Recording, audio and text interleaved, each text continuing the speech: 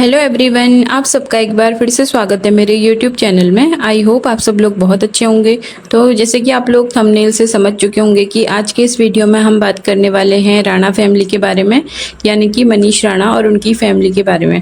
तो जैसे कि मैंने कुछ दिन पहले एक वीडियो बनाया था जहाँ पर को मैंने मनीष राणा जी के बारे में यही बताया था कि अब वो ट्रैवलिंग ब्लॉग्स लेकर आने वाले हैं, तो उनकी जो फैमिली है वो उनके ब्लॉग्स में नज़र नहीं आएगी, क्योंकि ट्रैवलिंग ब्लॉग्स में जो ब्लॉगर होता है ना, तो वो नई नई जगह जाता है और वहाँ के जो नज़ारे होते हैं और अच्छे अच्छे जो लोकेशंस होती हैं तो वो अपनी ऑडियंस को दिखाते हैं और इस तरह से ट्रैवलिंग ब्लॉग्स बनाए जाते हैं। तो मनीष राणा ने भी यही बोला था कि उनकी जो ऑडियंस है जो ये चाहती है कि वो ब्लॉग्स लेकर आएँ, तो मनीष राणा ने यही बोला कि वो ब्लॉग्स तो बनाएंगे लेकिन उनकी फैमिली उनके ब्लॉग में नज़र नहीं आएगी। तो भाई मनीष राणा ने ट्रैवलिंग ब्लॉग्स बनाने स्टार्ट किए थे कि भाई अनफॉर्चुनेटली उनके साथ बहुत बड़ा हादसा हो गया, उनका एक्सीडेंट हो गया था। और आप देख ही रहे होंगे उनके ब्लॉग तो नहीं आ रहे हैं अभी फ़िलहाल के लिए, लेकिन जो उनकी बहन कनिका राणा है और जो उनके भाई हैं बुआ के बेटे अभिषेक, तो वो उनसे मिलने गए थे हॉस्पिटल में। तो उनके ब्लॉग के थ्रू आपने भी देखा होगा और मैंने भी देखा कि जो मनीष राणा है वो हॉस्पिटल में एडमिट है और उनको काफ़ी जगह चोटें आई हुई हैं, उनके सर पर, उनके पैर में, उनके हाथ में, तो जगह जगह पर बहुत बुरे बुरे उनके चोट के निशान अब बन चुके हैं।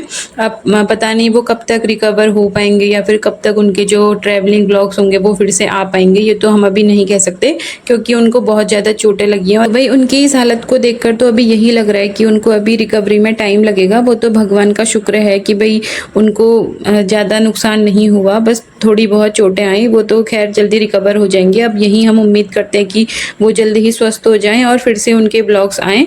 और यहाँ पर अब बात करेंगे मनीष राणा जी की वाइफ के बारे में। तो जैसे कि आप देख रहे होंगे कि काफ़ी टाइम से, अभी जब से मतलब मनीष राणा जी का एक्सीडेंट हुआ है तो उसके बाद से उनकी जो वाइफ है तो उनके भी ब्लॉग्स नहीं आ रहे हैं। लेकिन जो उनका अभी लास्ट वाला ब्लॉग था ना, जहाँ पर को वो अपने ऑडियंस के कमेंट के आंसर दे रही थी, एक तो वो उन्हीं कमेंट को लेती है जहाँ पर को उनकी तारीफ हो रही होती है, क्योंकि बहुत सारी ऑडियंस है ना जो उनके सपोर्ट में है।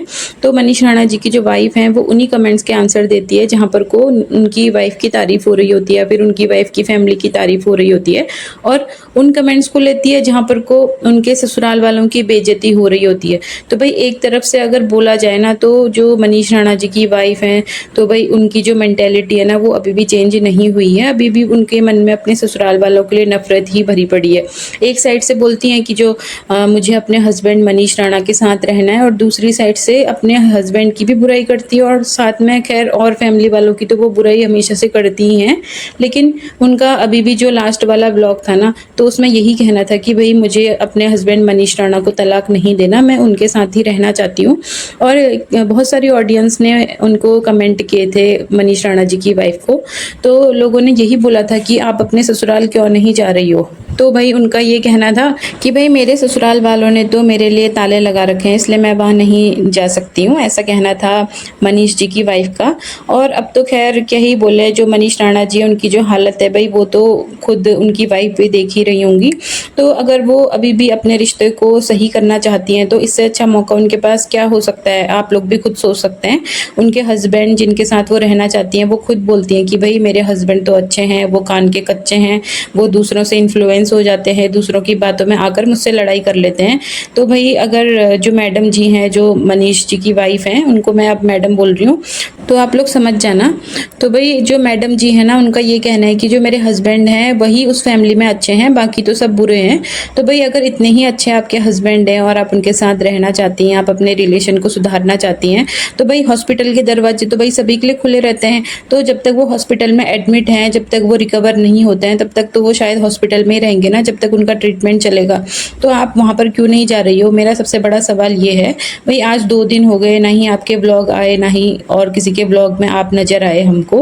तो इसका हम क्या मतलब समझे। एक साइड से आप चाहते हो कि आपका जो रिलेशन है वो सुधर जाए, आप अपने हस्बैंड के साथ वापस चली जाओ, आपके फैमिली वाले यानी कि आपके ससुराल वाले आपको एक्सेप्ट कर लें, और दूसरी साइड से आपके जो हस्बैंड की भी हालत है तो आप उस हालत में भी अपने हस्बैंड के साथ एक बार भी मिलने नहीं गई।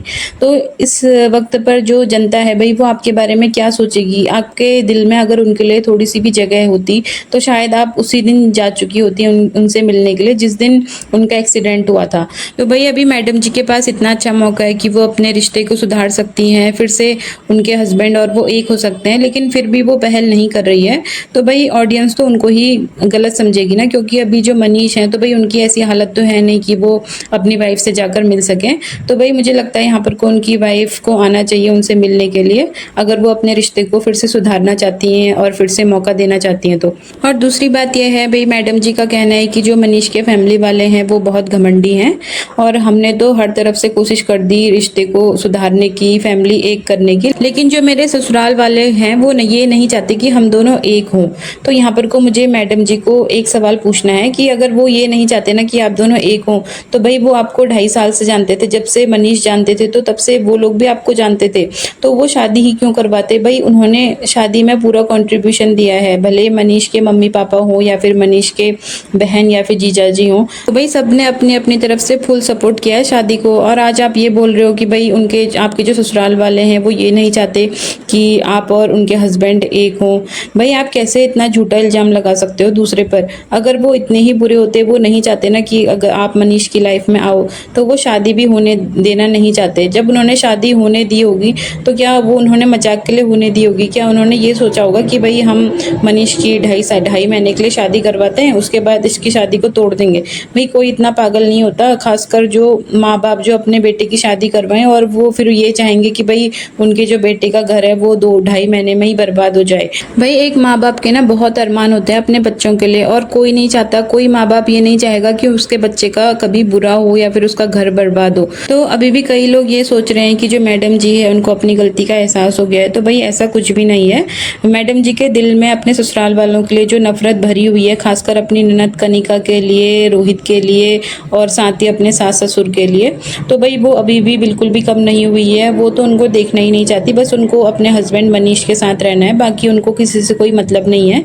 जैसा कि आप भी देख रहे होंगे उनके ब्लॉग में कि वो कितनी बुराई करती है अपने ससुराल वालों की, लेकिन अगर मैडम जी के बारे में किसी ने कुछ बोल दिया तो भाई वो सीधे धमकाने लग जाती कि मैं कोर्ट में जाऊंगी, तुम्हारे खिलाफ केस कर दूंगी, ऐसा कर दूंगी, वैसा कर दूंगी।